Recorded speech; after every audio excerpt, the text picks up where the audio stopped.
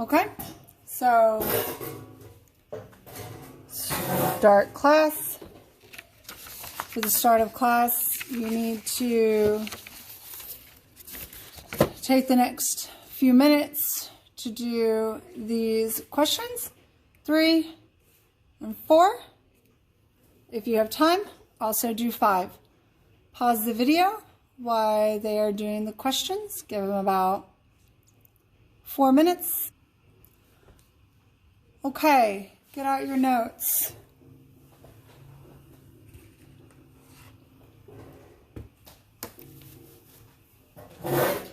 Pause the video till they're ready to go. All right, and we are going to go ahead and start. I can't zoom in to it, so you're just going to have to track on your paper. All right, we have done first line of defense, second line of defense. So first line of defense was non-specific. So first line, non-specific, meaning that it did not matter. It was going to block whether it was good or bad. And in this one, we had the skin. This one was like the lysosomes, acid in your stomach, things like that. And then second line was your, again, still non-specific, but it was called our inflammatory response. And in this one, we had pus, we finally had white blood cells, the phagocytes. So things have crossed past the skin and have gone into the body.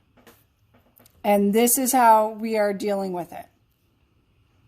Now we're going into the third line of defense. So we're here. All right. In this line of defense, we will be looking at antibodies, helper T, killer T, macrophage, memory B, plasma B, and suppressor T. This line of defense is specific. So at this point, we are looking at a specific pathogen, and our body is responding to that particular pathogen. All right?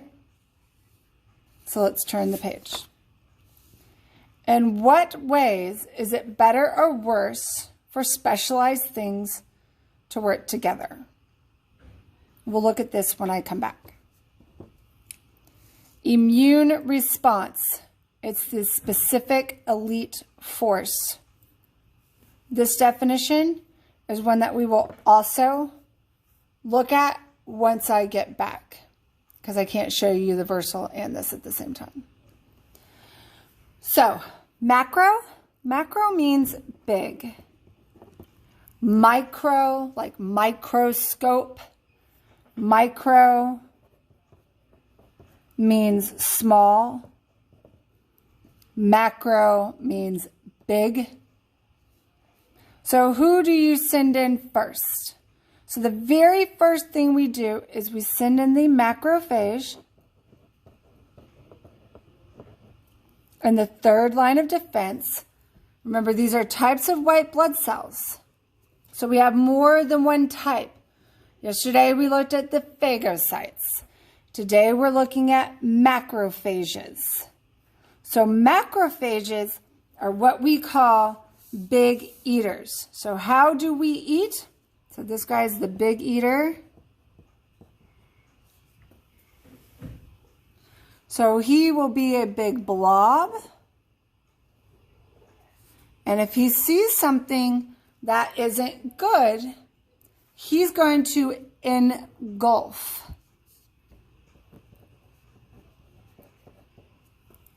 So if you engulf something, it goes inside.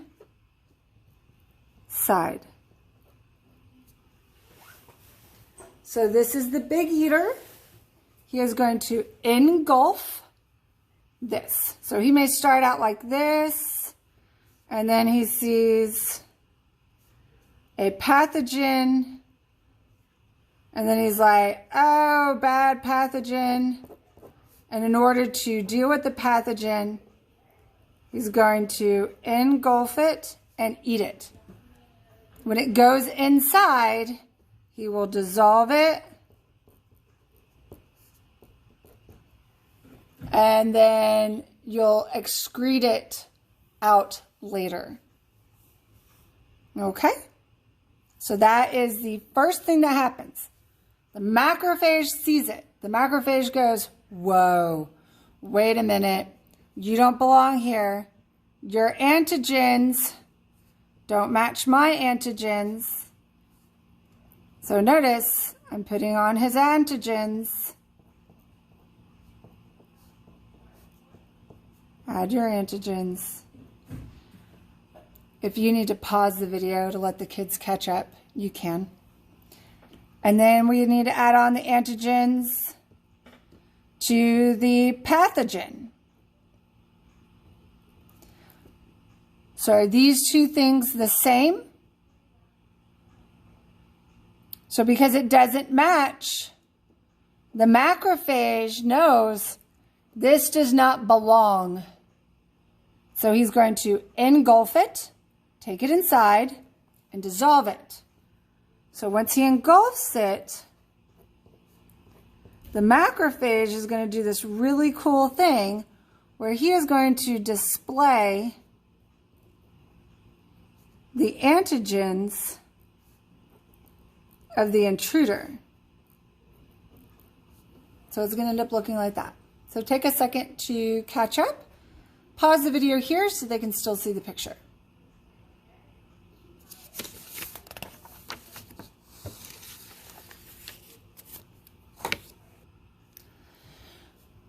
So we're going to look at all the different T cells. So back here, this was white blood cells. Now we're going to look at T cells. We have helper T. We have killer T. And we have suppressor T. These are self-explanatory. Helper T is going to be helping to tell everyone about the intruder, about the pathogen. Killer T does what it says. He's going to destroy the pathogen. And suppressor T also does what it says. The word suppress means to stop or push down. So suppressor T is going to calm your immune system.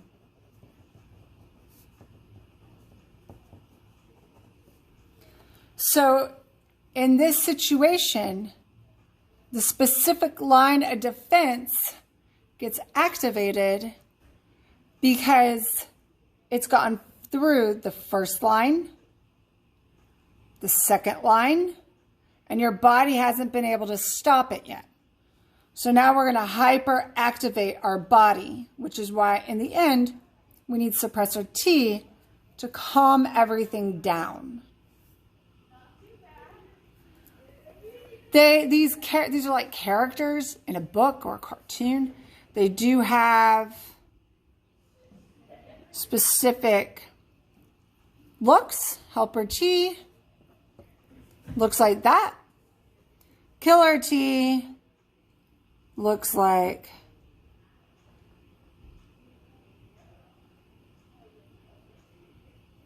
that. chomp, chomp, chomp. And suppressor T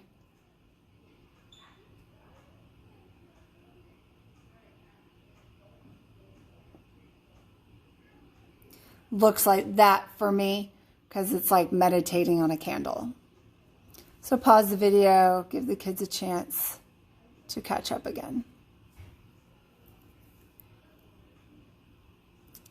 Okay, our next one are B cells. We have two B cells. We have plasma B, and then we have memory B. Plasma B plops out all the antibodies. Plop, plop, plop. So out come all the antibodies. So let's label that antibody. And you've heard antibodies, I'm sure, in tons of different commercials and things like that. So plasma B is the factory.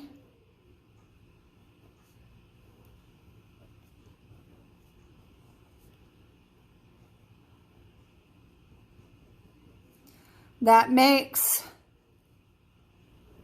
all the antibodies. That's its job, antibody production.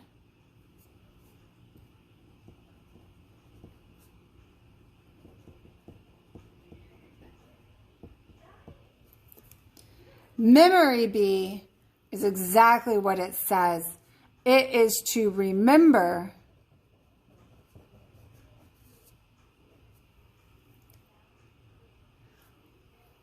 the fight.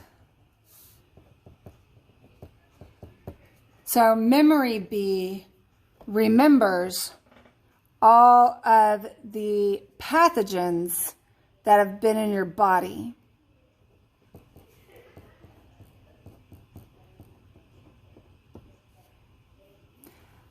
So he is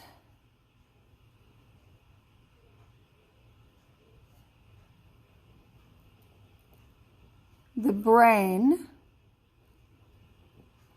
that remembers everything that's occurred. Okay? Pause the video. So antibodies are produced by plasma B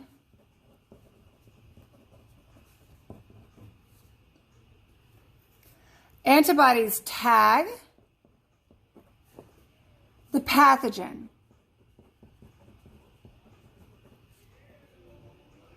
for reference.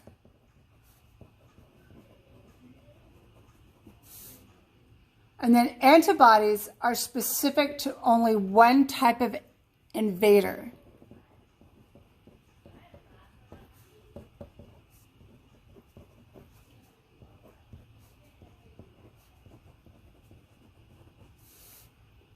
So here's plasma B. It's making antibodies.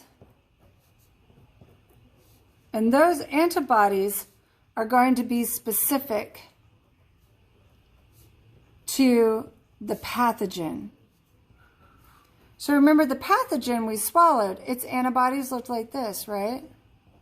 Its antigens were triangles. So in order for the antibody to tag it, it would have to match that. So see how it matches it? So it can tag onto it. Makes sense? If the antibody was a circle,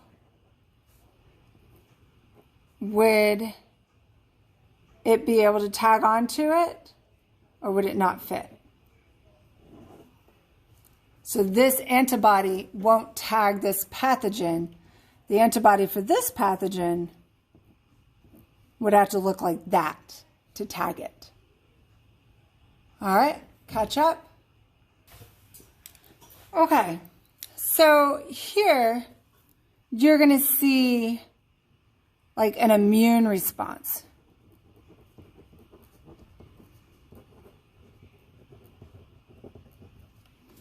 So you draw a graph, and then we're going to draw. This is the primary infection. This is secondary. Primary means first. Secondary means second. So the first time we see this virus, we only make this much of an antibody.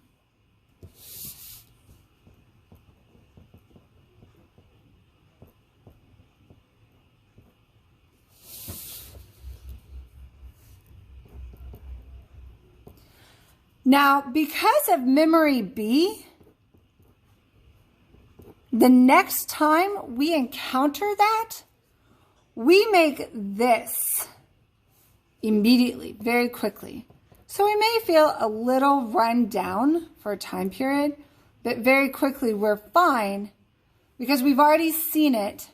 Memory B knows what to do, and it'll make them super quick. So when we get our flu shot, we put in a pathogen that's dead. Our body hasn't seen it, so its first time to see it is when it's dead and it can't make us sick.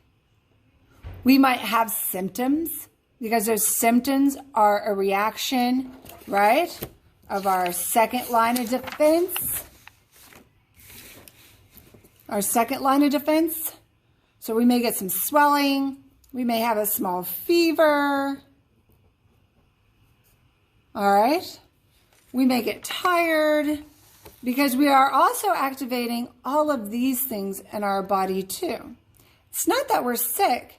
It's just that our body is preparing to be able to fight when we actually get the flu. And so then during the season, let's say you actually are at a friend's house and your friend ends up having the flu the very next day, but you got your flu shot, your body recognizes it immediately. You may have some low symptoms, but you'll be okay. Because since you already activated your third line of defense to create specific defenses to the flu, you're going to make antibodies very, very quickly.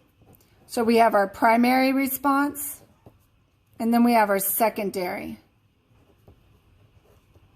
And this one, memory B, remembers and makes antibodies to go fight a specific pathogen. Catch up? I'll go ahead and pause this and turn on the video. Thank you.